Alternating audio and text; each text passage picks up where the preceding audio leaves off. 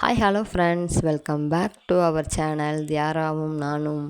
இன்றைக்கி என்ன பண்ண போகிறோன்னா, மார்னிங்க்கு அப்புறம் சாப்பிட்டதுக்கப்புறம் நாளைக்கு ஆடி ஒன்று இல்லையா, ஆடி ஒன்றும் கூட ஆடி வெள்ளியும் கூட அதுக்கு என்னென்னலாம் ப்ரிப்ரேஷன் பண்ணுறோம், அப்புறம் மறுநாள் சமையல் என்ன பண்ணுறோம், அதெல்லாம் தான் இந்த வீடியோவில் கவர் பண்ணி எடுத்திருக்கேன். எங்கள் வீட்டில் எந்த மாதிரி வழக்கம் இருக்குது, என்ன மாதிரி ஃபாலோ பண்ணுறோம், அதை தான் ஒரு வீடியோவாக அன்றைக்கி கொடுக்க போகிறேன். நீங்களுமே எல்லாருமே பரபரப்பாக ஆடி வெள்ளிக்கு வீடை ரெடி பண்ணிட்டுருப்பீங்கன்னு தான் நினைக்கிறேன். இப்போ வாங்க நம்ம வீடியோக்குள்ளே போகலாம். வீடை காலையிலேயே மாப் போட்டு விட்டோம். இப்போ அடுத்து கிச்சன் தான் க்ளீன் பண்ணணும். கிச்சன் க்ளீன் பண்ணிட்டாலே பெரிய வேலை முடிஞ்ச மணி. அது இந்த கவுண்டர் டாப்பில் உள்ளதெல்லாம் எடுத்து வச்சுட்டு தான் இன்றைக்கி ஃபுல்லாக டீப் க்ளீன் தான் பண்ண போகிறோம். ஃபுல்லாத்தையும் வேறு இடத்துல எடுத்து வச்சுட்டு ஒரேடியாக க்ளீன் பண்ணி விட்டுலாம். தண்ணி தொடச்சி எடுக்காமல் தண்ணி நல்லா ஊற்றி க்ளீன் பண்ணி விட போகிறேன். அதுக்கு தான் எல்லாத்தையும் எடுத்து வச்சிட்ருக்கேன். ஃபஸ்ட்டு கேஸ் ஸ்டவ்வில் ஸ்டார்ட் பண்ணோம்னா, கேஸ் ஸ்டவ்வை க்ளீன் பண்ணிவிட்டு கீழே எடுத்து வச்சிடலாம். கீழே எடுத்து வச்சுட்டு அப்புறம் அப்படியே ஃபுல்லாக எங்கள் கவுண்டர் டாப் எல் ஷேப்பில் இருக்கும். அப்படியே இங்கே இந்த சைடில் அந்த சைடு சிங்கில் தள்ளி விட்டோம்னா ஒரேடியாக வேலை ஃபினிஷ் ஆகிரும். அதுக்கு தான் ஃபஸ்ட்டு கிச்சன் ஸ்டார்ட் பண்ணலான்னு கிச்சன் ஸ்டார்ட் பண்ணியிருக்கேன். இப்போ ஃபுல்லாமே கிச்சன் க்ளீன் பண்ணி முடிச்சாச்சு. ஃபுல்லாமே க்ளீன் பண்ணி முடிச்சுட்டு திருப்பி அதை அந்த நேரத்தில் நம்ம எடுத்து வச்சிட்டோம்னா கிச்சனோட வேலை முடிஞ்சிச்சு. அடுத்து பூஜா ரூம் தான். பூஜை ரூம் நாங்கள் எங்கள் வீட்டில் ஒரு செல்ஃபாக தான் கொடுத்துருக்காங்க. அதில் ஒரு செல்ஃபில் மட்டும் தான் நாங்கள் சாமி ஃபோட்டோ மொத்தமே ஒரு 4 ஃபோட்டோ தான் வச்சுருப்போம் மினிமமாக. ஏன்னா எல்லா வீட்லேயுமே ஒரு 5 சாமி உள்ள ஃபோட்டோ இருக்கும். அப்புறம் குலதெய்வ ஃபோட்டோ, அப்புறம் இந்த 3 அம்மன் சேர்ந்துருக்க ஃபோட்டோ இருக்கும், அப்புறம் சரஸ்வதி ஃபோட்டோ இருக்கும், அப்புறம் சிவன் பார்வதி ஃபோட்டோ. மொத்தமே இந்த 5 ஃபோட்டோ தான் இருக்கும். அதுக்கப்புறம் அந்த பேப்பர் போட்டிருந்தேன்னா, இப்போ பேப்பர்லாம் எடுத்துகிட்டு மாற்றிடலான்னு சொல்லி பேப்பர் எடுத்தாச்சு. பேப்பர் எடுத்துகிட்டு கீழே அவ்வளோ ஆயிலெலாம் இருக்காது.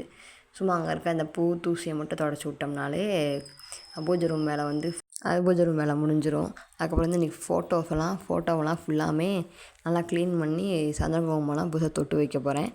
அதுக்கு தான் நான் விபூதியோ தண்ணியோ எதுவுமே வச்சு க்ளீன் பண்ணாமல் வெறும் பன்னீர் வாங்கி வச்சுருப்பேன். அந்த பன்னீரை சும்மா ஒரு மூடி எடுத்து அந்த ஃபோட்டோ ஃபுல்லாமே தொளிச்சு விட்டுட்டு நல்லா ஒரு வெட் கிளாத்தை வச்சு நல்லா தொடச்சி எடுத்துடுவேன்.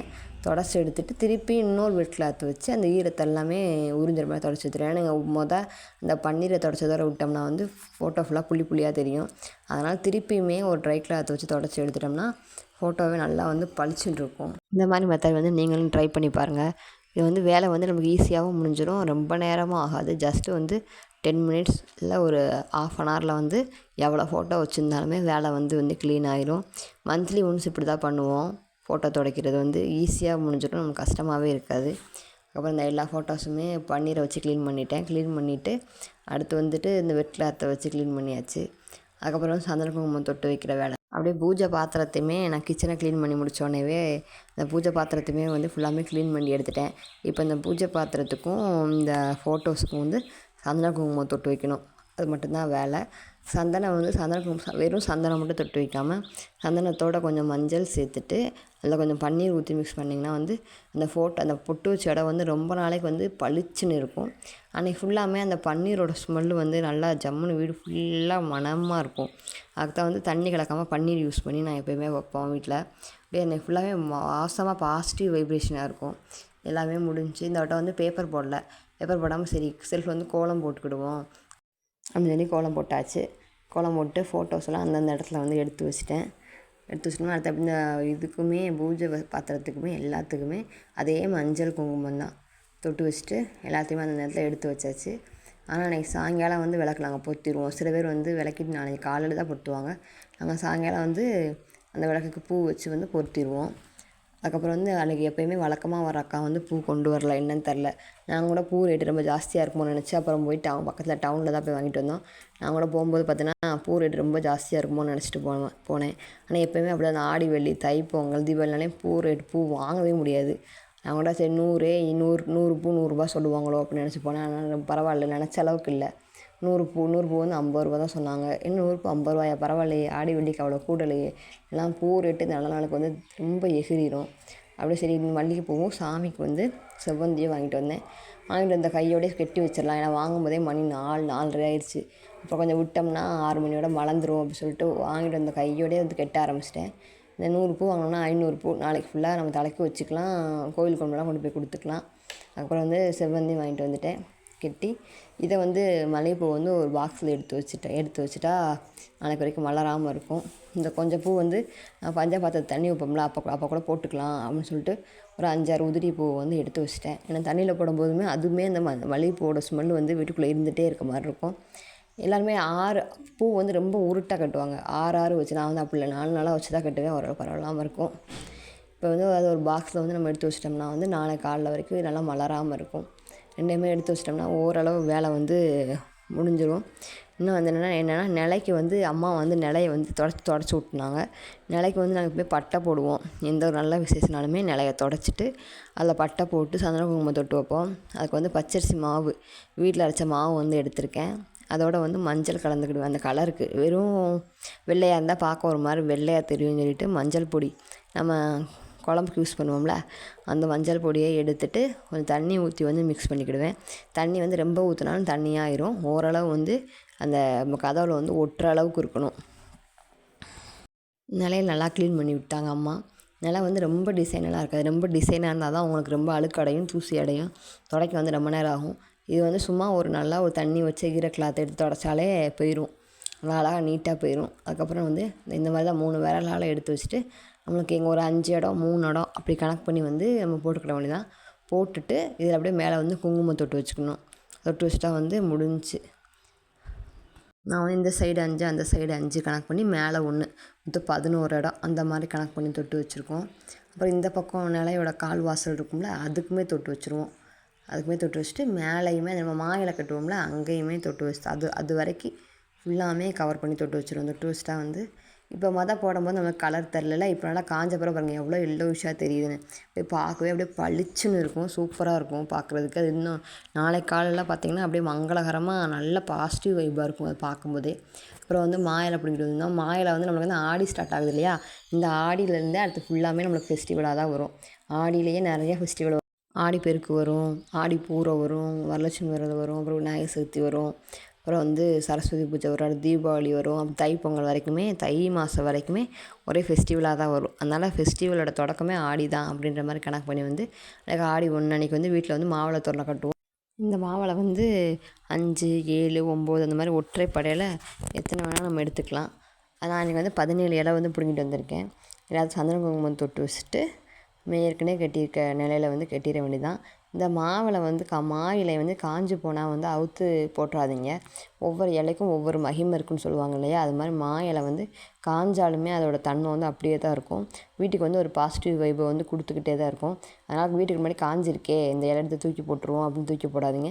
அடுத்து எப்போ நீங்கள் புது மாவிலை உங்களால் கட்ட முடியுதோ அது வரைக்கும் அந்த மாவிலை வந்து இருக்கலாம், ஒன்றும் தப்பு கிடையாது. செவிலிருந்து காஞ்சி பூச்சி இருக்கக்கூடாதுன்னு கழட்டி போட்டுருவாங்க. இது வந்து ஒரு ஐயர் சொன்னது. மாவிலை வந்து காஞ்சாலுமே அதோட தன்மை வந்து அப்படியே தான் இருக்கும், இதை வந்து கழட்டிடாதீங்க. அடுத்து நீங்கள் மாயிலை கட்டும்போது வந்து அவுத்துக்கோங்க அப்படின்னு சொல்லி எங்கள் பாப்பா புண்ணியானத்துக்கு வந்த ஒரு ஐயர் வந்து சொன்னார். நாங்கள் அதுலேருந்து வந்து அதே இதை தான் ஃபாலோ பண்ணுறோம். இப்போ வந்து நான் வந்து அது மாதிரி இந்த மாயிலை கட்டுறதுக்குமே சில பேர் பின் அடிப்பாங்க. பின் அடிக்காமல் காமிச்ச மாதிரி காம்பு எடுத்து பின் பக்கம் நல்ல விசேஷத்துக்கு கட்டுறோம்னா இப்படி பின்னாடி கூடி எடுத்து முன்னாடி சொருகணும். வேறு மாதிரி விசேஷத்துக்கு முன்னாடி சொருகணும்பாங்க, நல்ல விசேஷத்துக்குலாம் பின்னாடி கூடி சொருகணும்பாங்க. இப்போ வந்து கட்டியிருக்க மா இலையை வந்து ஃபுல்லாமே வந்து கொடுத்தாச்சு. இப்போ பார்த்திங்களா, அப்போ ரொம்ப லைட் கலராக தெரிஞ்சா இப்போ சூப்பராக டார்க் கலரில் தெரியுதா. அவ்வளோதான். இந்த வேலை முடிக்கவே வந்து 6 o'clock ஆயிடுச்சு. 6:30 ஆயிடுச்சுன்னு நினைக்கிறேன். இது ஃபுல்லாக முடிச்சுட்டு அதுக்கப்புறம் இது வந்து நைட் எடுக்கிறேன். நைட்டு வந்து இந்த இருக்கும்போது ஒரு 9:30 இருக்கும். எங்கள் பாப்பா தூங்கிட்டா, மாக்கோலம் போடணும், அதனால தான் வெயிட் பண்ணிகிட்டு இருந்தேன். ஏன்னா அவள் வந்து முழிச்சிட்டு இருந்தாலும் கண்டிப்பாக போட விட மாட்டாள். என்னடா என்ன பண்ணுறாங்க, அதை வந்து அழிக்க தான் ட்ரை பண்ணுவாள். அதனால் அவளை தூங்க வச்சுட்டு நான் 9:30 போல் வந்து மாக்கோலம் போட வந்தேன். மாக்கோலம் வந்து கண்டிப்பாகவே போடணும். இந்த மாதிரி விசேஷ நாளில் வந்து நாங்கள் வந்து இந்த 4 கோடு வச்சு படிக்கோலம் சொல்லுவோம் இல்லையா, அந்த கோலம் தான் மேக்ஸிமம் நான் வந்து போடுவேன். எந்த விசேஷனாலும் சரி தான், தைப்பொங்கல் தீபாவளி எதுனாலுமே சரி தான். அது மாதிரி கண்டிப்பாக நைட்டு கண்டிப்பாக போட்டு படுத்துருவேன். ஏன்னா காலை போட்டால் காயணும் இல்லையா, அதனால் நான் நைட்டே வந்து போட்டு படுத்துருவேன். அதுக்கு தான் வந்து போட்டுட்ருக்கேன். இதுக்கு வந்து பச்சரிசி மாவு தான். சரி வந்து அரிசியை வந்து ஊற வச்சுட்டு அடுத்து அரைப்பாங்க. நான் வந்து பியூர் பச்சரிசி மாவு தான் வீட்டில் அரைச்சி வச்சுருக்கிறது தான். அதை வந்து தனியாக பூஜைக்குன்னு எடுத்து வச்சுக்கிட்டு நம்ம கோலம் போடுறப்பெல்லாம் அதை யூஸ் பண்ணிக்கிடுவேன். இப்போ வந்து இந்த மாக்கோலம் தான் போட்டுட்ருக்கேன். இதை போட்டு முடிச்சிட்டோம்னா நாள் ப்ரிப்ரேஷன் வேலை வந்து ஓரளவு முடிஞ்சிடும். இதை சில பேர் துணியில் போடுவாங்க, துணியை வச்சு போடுவாங்க. நான் வந்து எனக்கு கைட்டை போடுறதே ஈஸியாகவே வரும். நீங்கள் இப்போ தான் ஸ்டார்டிங் வந்து போட்டு பழகுறீங்கன்னா துணிகிட்டே வந்து போட்டுக்கலாம். நெக்ஸ்ட் வந்து சுற்றியே காவி கொடுத்துக்கலாம். இது காஞ்ச பிறகு கொடுக்கணும். சரி நான் பரவாயில்ல ஈரமாக இருக்கும்போது ஓரளவு டிஸ்டர்ப் பண்ணாமல் வந்து நம்ம கொடுத்துடலாம். இப்போ கொடுக்காட்டி வந்து காலையில் நம்ம மறந்தே போயிடும் அப்படி சொல்லிட்டு அட் அ டைமே வந்து காவியுமே கலக்கி எடுத்துகிட்டு வந்தேன். இது வந்து காவி கடையில் விற்கிது இல்லையா, அதை வாங்கி அப்படியே தண்ணி ஊற்றி கரைச்சிக்கிட்டு இதை கொடுத்து முடிச்சிட்டோம்னா வேலை முடிஞ்சிச்சு. ஆனால் காவி கொடுத்த பிறகு பார்த்திங்கன்னா கோலத்துக்கே ஒரு தனி அழகு வந்த மாதிரி இருக்கும். இப்போ பார்க்கும்போது வந்து எங்கள் கோலம் வந்து நான் நல்லா ப்ரைட்டாக தெரியாது. ஆனால் மறுநாள் காலையில் பார்த்திங்கன்னா அந்த ஒயிட் கலர் வந்து பளிச்சுன்னு தெரியும். போட்டாச்சு. கோலமே பார்க்கவே சூப்பராக இருக்க மாதிரி இருந்துச்சு. இது வந்து மறுநாள் காலையில் வாசல்லையுமே படிக்கோலம் தான் போட்டிருந்தேன். போட்டு முடிச்சுட்டு அன்றைக்கி சமையல் வந்து என்னென்னா கத்திரிக்காய் முருங்கைக்காய் சாம்பார் தான். அன்றைக்கி டே வந்து 5:30க்கே ஸ்டார்ட் ஆகிடுச்சு. கத்திரிக்காய் முருங்கைக்காய் சாம்பார், சாதம், அப்புறம் வந்து அவியல் வச்சுருக்கோம். அவியல் வந்து இன்றைக்கி ஸ்பெஷல். அவியல் வந்து நல்ல நாள் விசேஷ நாளில் தான் வந்து அவியல் வந்து வைப்போம். அதனால் அவியல் வச்சாச்சு. அதுக்கப்புறம் வந்து என்னென்னா அம்மனுக்கு வந்து பிரசாதத்துக்கு வந்து பச்சரிசி ஜவ்வரிசியும் போட்டு பாயாசம் ஒன்று செஞ்சுருந்தேன். இந்த அவியல் ரெசிப்பியும் பாயாச ரெசிப்பியும் வந்து நம்ம வீடியோவில் வந்து ஷார்ட்ஸில் வந்து வரும். நீங்கள் பார்த்து ட்ரை பண்ணி பாருங்கள், சூப்பராக இருக்கும். அடுத்து வந்து கிச்சன் வேலையெல்லாம் முடிச்சுட்டு சரி பூஜைக்கும் எல்லாமே பூவெல்லாம் எடுத்து வச்சிடலாம் அப்படின்னு சொல்லி பூ வந்து வாங்கிட்டு வந்து வச்சுருந்தேன்ல, அந்த பூவெல்லாம் எடுத்து சாமிக்கு வச்சிட்ருக்கேன். வச்சிட்டோம்னா இன்றைக்கி கோயிலுக்கு போக வேண்டிய வேலை இருக்குது. அதனால தான் இன்றைக்கி டே வந்து பரபரப்பாக காலிலேருந்து நிற்கக்கூட நேரம் இல்லாமல் ஓடிட்டுருக்கு. இத்தனைக்கு காரணம் எங்கள் பாப்பா தூங்கிட்டு இருக்கா. அவள் வந்து முழிச்சிட்டானா ஒன்றுமே செய்ய முடியாது. அதுக்குள்ளே சரி பூஜை வேலையெல்லாம் முடிச்சுட்டு சாமி கும்பிடும்போது மட்டும் அவளை சும்மா எழுப்பிக்கலாம், குழந்த தானே அப்படின்னு சொல்லி முடிவு பண்ணி எல்லா வேலையுமே பார்த்துட்ருக்கேன். அவ்வளோதான், பூவெலாம் வச்சாச்சு. நான் வெளியே போய் நாளைக்குமே பூ வச்சுருவோம். வெளியே ஒரு துளசி செடி வச்சுருக்கோம், அதுக்குமே வந்து போய் பூ வச்சுட்டு வரணும். இதெல்லாம் பூ வச்சிட்டோம்னா வந்து ஓரளவு வந்து பூஜை வேலை முடிஞ்சிச்சு. இன்னும் எல்லோரும் வரவு வந்து சேர்ந்து சாமி கும்பிட வேண்டியதான். இந்த பன்னீர் ரோஸ்ன்னு சொல்லுவாங்க இல்லையா, அந்த பன்னீர் ரோஸும் இந்த செவ்வந்தியும் தான் கலந்து வாங்கிட்டு வந்து வச்சா அந்த கலர் காம்பினேஷன் பார்க்க அழகாக இருக்கும்னு சொல்லி வாங்கிட்டு வருவேன்.